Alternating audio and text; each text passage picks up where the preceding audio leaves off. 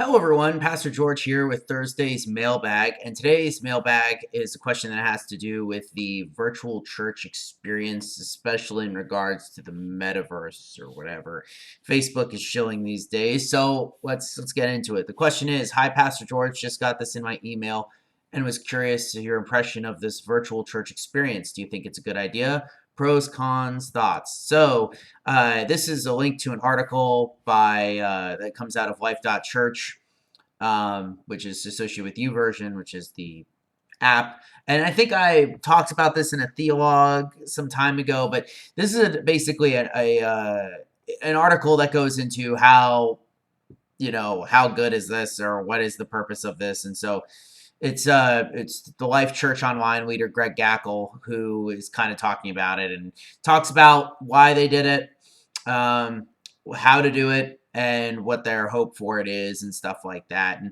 And here's the thing, is it really depends. So the only pro that I can really find in this is that it is a kind of an evangelism. That's basically it.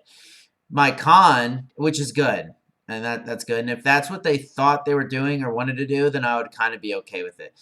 The big problem with this for me is that seems as though they're just going to use this as another sort of church experience, as though this is a church in any meaningful sort of way, right? In the article that I read, there didn't seem to be any sort of movement to get people to go in person to things, right? And now that he might not have mentioned that, and that's fine. But the idea of something like this would be to, funnel people into a physical space. And here it seems as though, this is what they think people will just go to. The problem with that is that it kind of is ignoring the aspect of the church meeting together as a body, right? And this is something that apparently they've tried to do before, and other things like Second Life, which was a game kind of life simulator thing that's been around for a long time.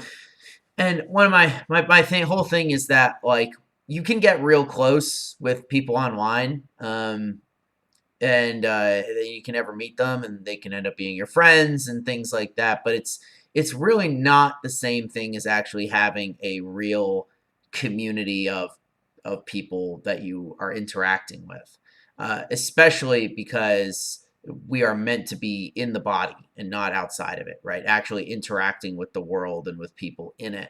And I think that this is taking us away from that. And so if this is a mission opportunity, which they kind of relate to it, and that's the way that they see it, right? This idea that you get someone plugged in online and then you get them to go to a physical church. Like, if you want to think of it as like Billy Graham, right? Where he would get a bunch of people to come to his rallies, but then it wasn't like, hey, watch all my sermons from TV, right? It was like, no, you have to go to a local church now, right? That was Billy Graham's thing, and I think that's exactly what it should be. The idea is to get people interested, committed, and then send them to a church in their area that's going to, help them grow, and where they can actually get plugged into a real community. Of course, even here, I don't know, I assume Life.Church's sacramentology isn't very high, because they're kind of like a mega church, low church, type place, and that's fine. But there's still this idea of a baptism and communion being very important to do in person.